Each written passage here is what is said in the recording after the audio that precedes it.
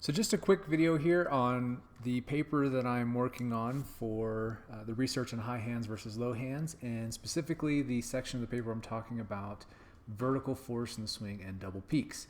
So you can see this clearly here in the vertical axis that this is Justin Rose hitting a driver, that he has what I call these double spikes or double peaks after impact.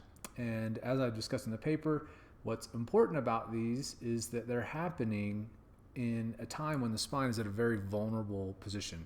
We've got a side bend, we've got twist, we've got a lot of speed, the body is releasing, so a lot of the tension from the body has been released, so the abdominal muscles aren't in a position to support the spine as easily compared to when we're coming down, for instance.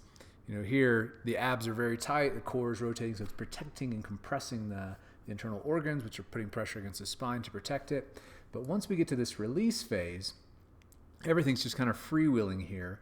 And so when we see these double spikes, these are the issues that I'm discussing in the paper of concern. And what I wanted to point out that I mentioned is if you focus on the face-on view here and just focus on Justin's lead leg and hip, and you'll see that he has, as he starts to get into this double spike, right about here you can see his belt is peaked. He's created the vertical force. He's at the highest point for his lead hip, but then you'll see it kind of drop and bounce. And that little bounce right there, dropping and then seeing this spike and pressure, is the area that I'm trying to explore and raise concern for, because this is something that I feel is potentially very dangerous. And other instructors who are using Swing Catalyst have anecdotally found that these double spikes and peaks have their students who are seeing this have experienced back pain.